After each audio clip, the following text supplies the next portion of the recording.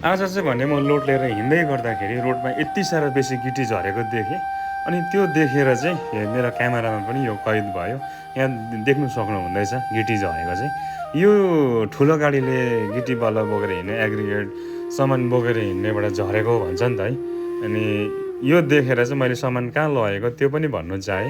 नमस्कार सेवारो सम्पूर्ण मित्र लगायत भ्युवर्सहरूमा सधैँ चाहिँ आज पनि हजुरहरूलाई मेरो चालक ब्लगमा स्वागत छ। र मैले यहाँनिर एरो देखाएको कारण चाहिँ यहाँ मुनि चाहिँ कम्पनीको क्रसर प्लान्ट छ र यहाँदेखि उहाँहरूले चाहिँ माल लिएर चाहिँ अर्को पर उहाँहरूको ब्यारिक 2-3 के भनिन्छ त्यहाँनिर लगेर माल गएको रहेछ। अनि 10 चक्के 12 चक्के गाडीहरूमा चाहिँ लिएर जान्छ त्यहाँनिर। अनि मैले चाहिँ यहाँदेखि चाहिँ देखेर चाहिँ यहाँनिर चाहिँ अहिले सफा गराउँदैछ कम्पनीको मान्छेहरूले। यति चङ्खो नि अब हेर्नु चाहिँ। अब जहाँदेखि चाहिँ आफ्नो गाडी निक्लेर आएको छ त्यहाँदेखि ओरो यहाँनिर मान्छे भएको सामान सफा गरेछ। यहाँ चाहिँ चिल्लो बनाएछ झरेकै नदेख्ने। अनि बिचबिचमा चाहिँ यसरी डल्लै छोडिदिइरहेको छ। यहाँ देख्नुहुँदैछ नि त डल्लै छोडिदिइरहेको छ। र यहाँदेखि लिएर पर टनलभित्रसम्म नै। तर अब यो चाहिँ के छ भन्दाखेरि हामीमा भागदर आउँछ नि त। गिट्टी बलुवा ढुङ्गा हामीले बोकेर हिँड्छौँ।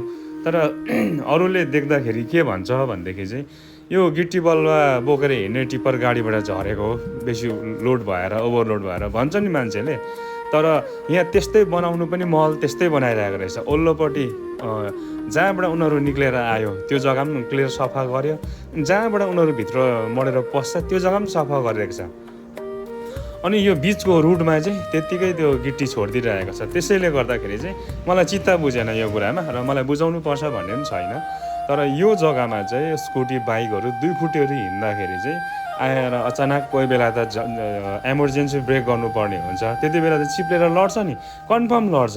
सानो गाडीहरू पनि यो जग्गामा चाहिँ अलिकति आफ्नो रफ्तार स्पिड छ भनेदेखि र त्यही मौसममा आउनु हो भनेदेखि र ब्रेक गर्नु भने यहाँ पनि चिप्लिन्छ। अनि अहिले हाल पानी बेसी यहाँनिर लगाएको कारणले गर्दा चाहिँ गिटी त्यति देखेको छैन। तर तपाईँहरूले यसमा पज गर्दै हेर्नुहोस् है।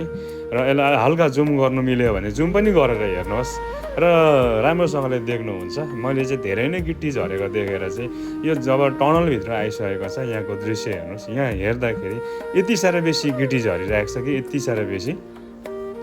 अन्त यहाँ चाहिँ 2 खुट्टेहरू चल्नेहरूलाई चाहिँ एकदम डेन्जर सबैभन्दा बेसी देखेर चाहिँ मलाई लाउनु मन लाग्यो यो। किनभने आफू निक्लेको जग्गा पनि तिनीहरूले सफा गरिरहेछ, पस्टेको जग्गा पनि सफा गरिरहेको छ। नि त दोष हामीलाई लगाएको हो नि त। त्यो देखेर चाहिँ मैले यो लाउने विचार गरेँ है। आफ्नो जिम्मेवारी हुन्छ, जिम्मेवारीपूर्वक काम गर्नुपर्ने हुन्छ। तर यहाँनिर त्यो नदेख्दाखेरि चाहिँ